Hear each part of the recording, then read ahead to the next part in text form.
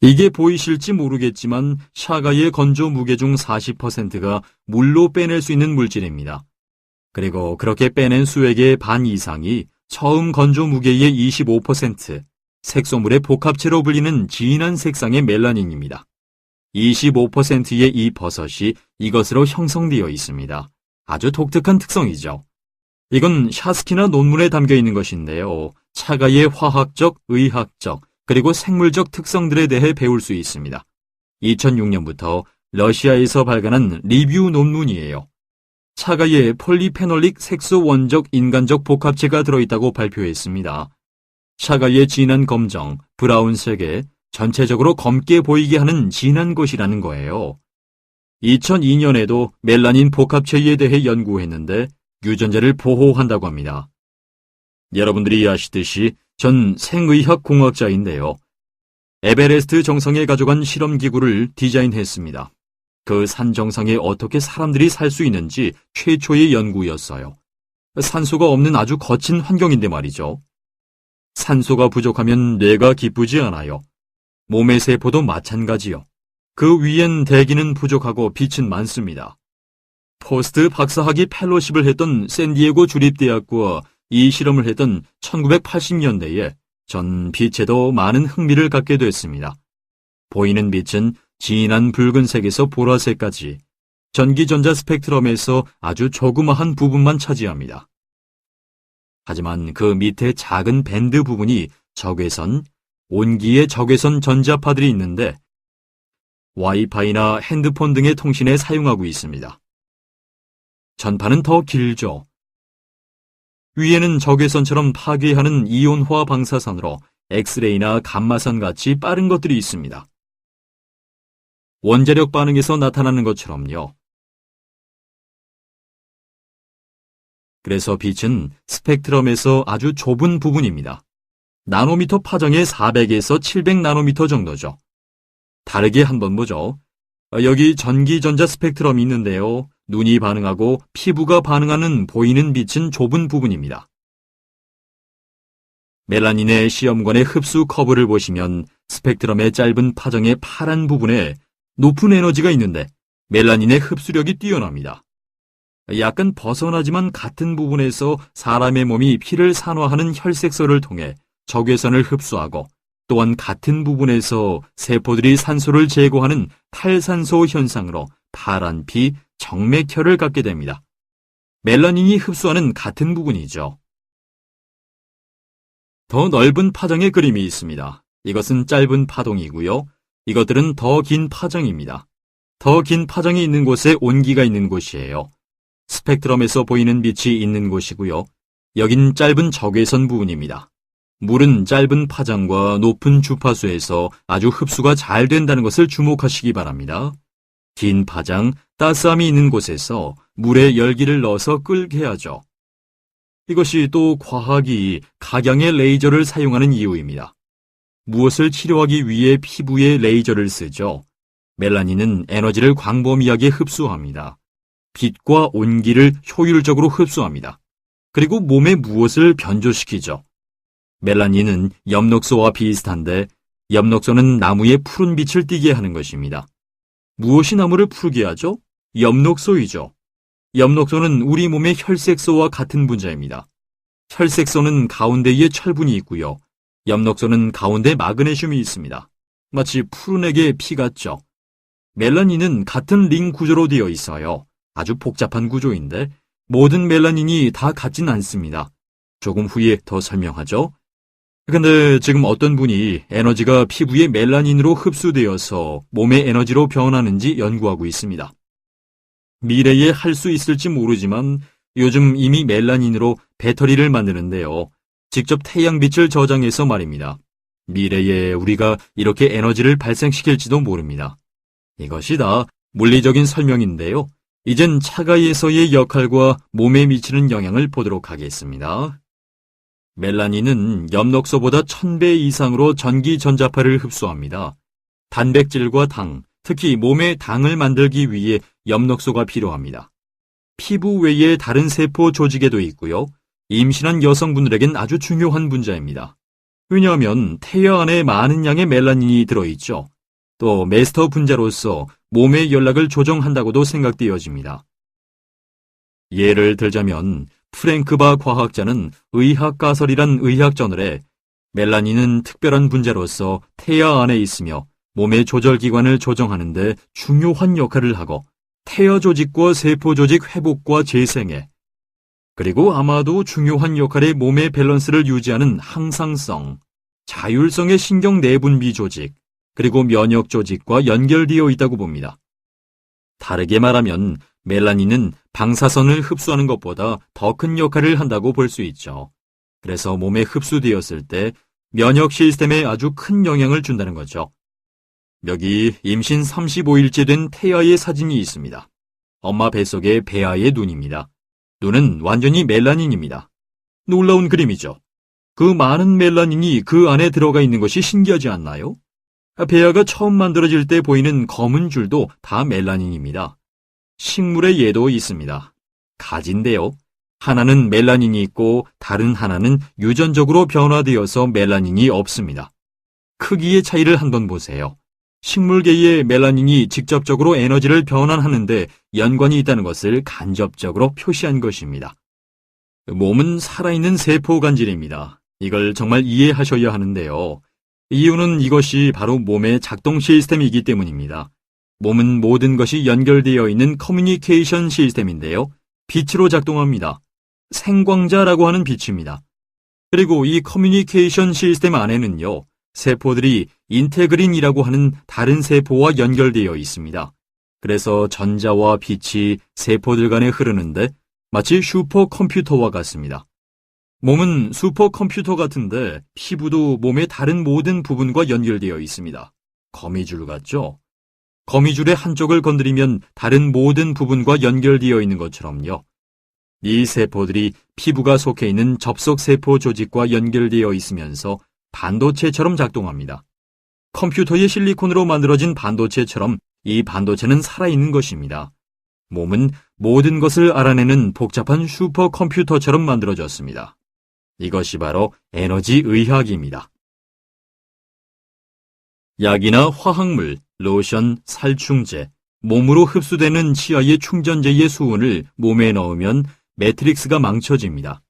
이 매트릭스가 활동을 제대로 하지 않고 에너지도 교통을 하지 않습니다. 이럴 때 차가가 아주 유용하다고 생각하는데 해독작용을 하기 때문이죠. 요즘 우리 환경에서 찾아볼 수 있는 다른 형태의 방사선입니다. 1990년부터 2007년까지 미국에서 핸드폰 사용의 급성장을 보여줍니다. 이것은 2000년부터 2010년 사이에 환경에 나타난 방사선 수치의 성장을 나타냅니다. 이런 환경에서 우리가 살고 있죠. 제가 가져온 이것은 이 방의 전자파 수치를 잴 수 있는 기구입니다. 무선 전자파를 들으실 수 있죠? 이것을 가장 수치가 높은 곳에 댈 수도 있습니다. 이 따따따따 소리는 이 호텔의 와이파이 소리입니다. 요즘은 이런 환경 속에서 사람들이 살고 있어요. 우린 모르죠. 소리를 들을 수 있는 것도 아니고 느낄 수 있는 것도 아니고 전자파 검출기 같은 기계 없인 알 수가 없죠. 이것을 말씀드리는 이유는 우리 인간이 본질적으로 변하고 있기 때문이에요. 아이들도 변하고 있고요. 아이들이 학교에서 어떻게 변하고 있는지 아세요? 제대로 배우질 못해요. 아이패드나 아이폰, 그리고 무선 전화기를 가지고 다니면서 전자파에 항상 노출되어 있어요. 스웨덴에서 연구한 자료에 의하면 티네이저 밑의 아이들이 10년 동안 무선 전화기를 사용할 시 뇌종양에 걸릴 확률이 5배 증가한다고 합니다. 이런 사실은 많이 얘기가 되지 않고 있고요. 저도 여러분들을 놀래키려고 하는 것이 아니라 연구에서 나타나는 사실을 그냥 알려드리는 것뿐이에요. 논의의 여지가 많이 있긴 하지만 말입니다. 이것에 대한 예방이 필요합니다. 모든 사람들이 이러한 통신기구를 사용하고 있고 기계에 아주 적은 글씨로 된 알림을 보면 피부에서 1인치 가깝게 대지 말라고 쓰여 있습니다. 한번 보세요. 블랙베리나 아이폰이 있으신 분들은 설명서를 한번 보세요. 거기 쓰여져 있어요. 이것이 전자방사선이고 몸이 기뻐하지 않죠. 1980년 후로 도시에 100에서 2만 배의 배경 전자파들이 있습니다. 핸드폰이 있죠. 캘리포니아의 사람들 집에 스마트 미터가 설치되어 있죠. 모든 사람들이 전자파를 쓰고 있어요. 그리곤 무해하다고 다들 얘기해요. 하지만 많은 연구에 의하면 전자파에 노출되면 DNA가 파괴된다고 합니다. 보통은 몸이 재생시키죠. 거기에 차가를 더하면 피부로나 먹거나 해서요. 몸이 DNA를 회복시키는 데 훨씬 도움이 되죠. 그 이유 하나만으로도 예방 차원으로 아주 유익한 제품이라고 생각합니다. 여러분께 말이 되는 얘기인가요? 네. 이런 환경에서 살면서도 전자파에 묻혀서 빠져가면서도 모르고 살죠. 왜냐면 빛처럼 보이지도 않고 소리처럼 들리지도 않으니까요. 느낄 수가 없죠. 멜라닌은 강한 해독 능력이 있으며 효소 과정을 컨트롤하고 보호자 역할을 합니다. 변종을 예방하고 중금속 같은 산화를 시키는 지노바이오틱과 상호를 할 수 있는 능력이 있습니다. 이런 것들을 몸이 없애버립니다. 대단한 일이죠. 그리고 빛과 방사 보호 활동을 합니다. 차가를 먹은 동물들은 감마선으로 방사해도 더 오래 삽니다. 그것은 원자폭탄이나 핵반응기에서 나오는 강한 방사선입니다. 차가를 먹을 때 더 오래 삽니다. 동물 실험을 했죠. 여기요. 컨트롤 그룹은 186일 살았고 차가를 삽입한 동물은 305일을 살았습니다. 그렇다고 여러분들이 감마선을 쬐야 한다는 것은 아닙니다. 건강에 좋지 않죠. 하지만 우리는 지금 비정상적인 환경에서 살아가고 있어요. 조부모님이나 부모님들이 사셨던 환경과는 다릅니다. 그러면 양식된 버섯을 먹나요? 아니면 야생 버섯을 먹어야 하나요? 야생 버섯에는 알로멜라닌이 있고요. 양식 버섯에는 다른 종류의 멜라닌인 유멜라닌이 있습니다. 화학적으로 두 개는 아주 다릅니다. 그래서 야생이 더 좋은데요. 다른 영향을 끼치기 때문이죠. 여기 야생 버섯에 대한 연구 결과입니다. 야생과 양식 버섯의 멜라닌은 다른 화학 구조로 되어 있으며 그로 인한 생물적 활동 또한 다르다. 그리하여 약을 준비하는데 양식된 것으로 야생에서 나타나는 색소와 바꿀 수 없다. 이것이 또 다른 이유죠. 어디에서 자랐죠? 양식됐습니다. 매우 중요합니다. 여기 커브가 있는데 점선이 보이시죠? 이건 야생 멜라닌인데 가장 많은 흡수를 나타냅니다. 그것의 화학 구조를 바꾸면 훨씬 낮은 흡수를 보이죠. 그래서 다른 화학 성질을 나타내죠. 파괴되었거나 변이된 DNA를 수리하고 산화 방지제와 유전자를 보호하는 성능이 우수하고 독소가 많은 세상에 매우 필요하고요. 제가 믿기론 비타민 D를 만들기 위한 햇빛을 피부로 더 흡수하도록 돕습니다. 암이 발병하지 않게 하는데 비타민 D는 매우 중요합니다. 이제서야 많은 의사들이 필요한 환자들에게 많은 양의 비타민 D를 처방하고 있습니다. 여기 또 다른 연구인데 2004년에 한 것으로 DNA에 미치는 영향입니다. DNA가 파괴되는 것으로부터 차가를 투입했을 때 40%가 감소했습니다. 매우 큰 효과죠. 이 뜻은 몸이 DNA를 회복시키는데 참으로 도움이 된다는 것이지요. 유크레인에서 되어진 또 다른 연구인데요. 아주 높은 산화 방지 역할을 하고요. DNA가 잘못 연결되는 것으로부터 보호합니다. 어떠한 일이 일어나냐면 DNA의 유전자가 아름다운 용수철 모양으로 되어 있는데 변이가 되면서 서로 연결이 되면 작동을 하지 않게 됩니다. 자동차의 트랜스미션이 고장난 것처럼요. 그래서 그것을 수리해야 하죠. 또 다른 흥미로운 것은 멜라닌이 직접적으로 장에 영향을 미친다는 사실을 보여줍니다. 장의 점막의 폐허의 반점이라고 불리는 면역세포를 유발시켜서 침략하는 물질들로부터 보호합니다. 만약 박테리아나 바이러스 같은 것들을 삼키게 되면 차가가 장의 폐허의 반점을 자극시킨다는 거죠. 동물 연구에서 나타난 것입니다. 그래서 면역을 보호하죠. 이런 성분은 에키네시아 외의 여러 가지에서도 찾을 수 있습니다만 차가에서처럼 높은 농도는 아닙니다. 멜라닌은 야채에도 있지만 식물에서 얻는 만큼은 안 됩니다. 차가는 식물이죠. 여기 한 예는 쥐에서 식물에 들어있는 멜라닌으로 연구되었습니다. A 면역 글로뷸린이 증가했고 항염증 알파파 인터루킨 6도 증가했고요. 감마 인터페론도 증가했는데 다 건강한 면역의 상징이죠. 이젠 의학에서도 멜라닌의 역할에 대해 다시 생각하기 시작했습니다. 멜라닌은 그냥 햇빛을 잘 흡수하도록 돕는 것인지 아니면 면역 시스템에도 역할이 있는지 말이죠. 박테리아에 대항하는 항균 방어 역할도 하는지에 대해서도요. 차가위에 대해 이제 한 가지 남았습니다. 폴리페놀에 관한 것입니다. 폴리페놀은 무엇인가요? 폴리페놀은 여럿의 6측면의 링입니다. 폴리는 여럿이란 뜻이고요. 페놀은 6면의 링이란 뜻입니다. 비타민이나 캐로틴이나만큼 풍부한데요. 야채에 들어있는 모든 좋은 성분들이 다 폴리페놀입니다. 플라베노이드, 페놀릭산, 타닌, 리그난, 스틸벤 외에도 여러 가지가 있는데요. 이 성분이 야채나 과일의 쓴맛이나 씁쓸한 맛을 내는 것입니다. 이렇게 여러 가지 링이 있습니다. 여기에 페놀 링들이 보이시죠? 야채에 색상을 주고 자몽에 씁쓸한 맛을 주며 양파, 브로콜리, 사과에 케르세틴을 줍니다. 폴리페놀을 위해서 야채를 먹는 거죠. 이러한 폴리페놀 복합소는 베리의 껍데기에서 찾을 수 있습니다. 차가에도 풍부하죠. 만약 이러한 야채들을 잘 드시지 않는다면 차가가 도와드릴 수 있습니다. 만성 퇴행성 질병 발생 가능성을 줄이는 듯해요. 이른 노화도 방지한다는 사실을 보여주는 예가 있습니다. 산화 스트레스를 물리칩니다. 산화는 활성산소들이 세포막을 파괴하는 것을 가리키는데요. 여기 예를 보시죠. 우리의 결과는 샤가가 5mg보다 짙은 농도의 활성산소들을 찾아내는 능력이 있으며 폴리페놀액은 산화 스트레스로부터 세포를 보호할 수 있다는 것을 나타낸다. 구체적인 폴리페놀 중 하나가 DBL로서 긴 화학 이름을 가지고 있는데 그것으로 여러분들을 귀찮게 하진 않겠습니다만 논문이 저기 있습니다.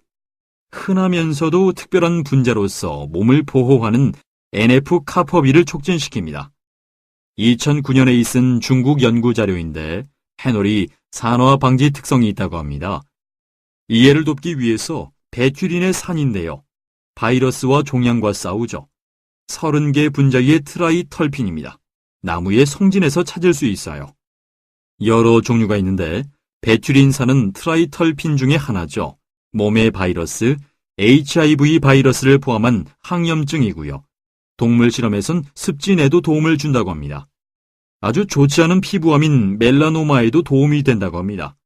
베튜린산과 베튜린이 각종 바이러스를 저항하는 데 효과가 있는데요. 근래에 조류독감 바이러스가 돌아서 많은 사람들이 염려하죠.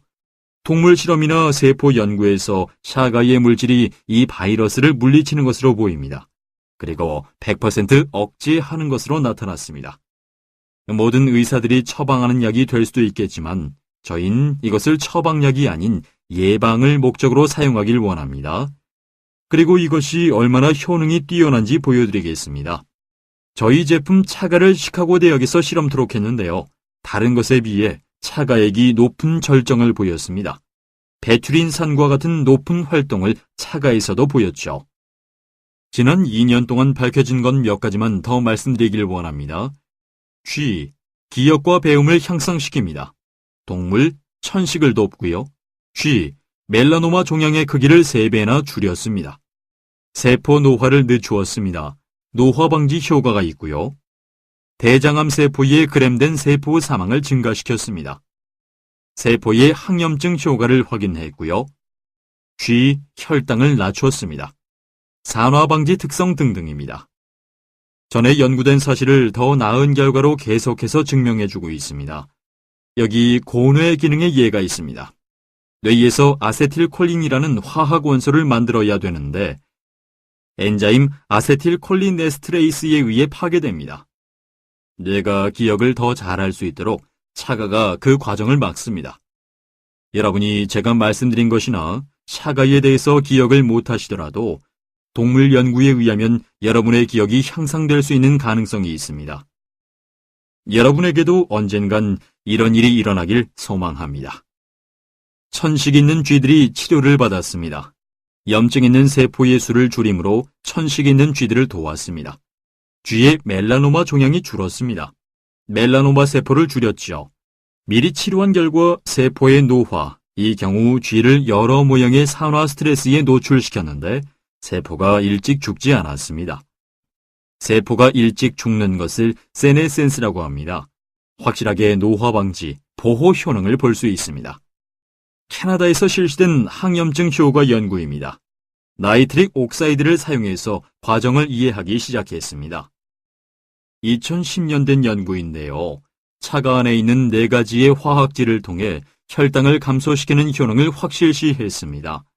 2011년 산화방지 효능 최근에 나온 결과인데요. 하이드록실과 DPPH 같은 프리 레디컬을 찾아내는 역할을 합니다. 그리고 마지막으로 한국에서 나온 항암 효능인데 지금까지와는 다른 차원의 논문입니다. 이것이야말로 저희 수액이 얼마나 효능이 좋은지 잘 나타내줍니다. 왜냐하면 우리도 같은 것을 빼내니까요. 한 가지 더, 지금까지 다 한 것이지만요. 다당질이 면역 시스템을 자극시킨다는 거죠. 왜 오늘날 샤가가 중요한가요? 여러분들이 감을 잡으시리라 생각합니다. 면역 증가 효능이 있고요. 확실하게 암이 있는 동물들을 도왔고요. DNA를 고치고요. 활성산소를 소멸시키고요. 지구력과 지능 활약을 향상시키고요. 노화 방지를 돕고요. 만연된 오염과 화학 독소를 이기게 해주고요. 방사선으로 인한 손상으로부터 보호해줍니다. 우리가 어디를 향해 가는지 이야기해드렸습니다. 과학이 너무 벅차지 않았길 바랍니다. 중요한 것은 이미 아는 것이지만 큰 5가지를 기억하시고요. 또 지금 연구되어지고 있지만 우리가 아직 차가이에 대해서 모르는 것이 아주 많다는 것입니다. 이것은 아주 뜨거운 화제거리죠. 사람들이 차가에서 분해해서 약을 만들려고 하고 있지만 제가 말씀드리는 것은 샤가 그대로 자연이 만든 그대로를 사용하시면 정말 좋은 결과를 보게 되실 겁니다. 예방, 건강 촉진, 그리고 장수를 위한 것입니다. 이것이 저희의 메시지입니다. 매우 감사합니다.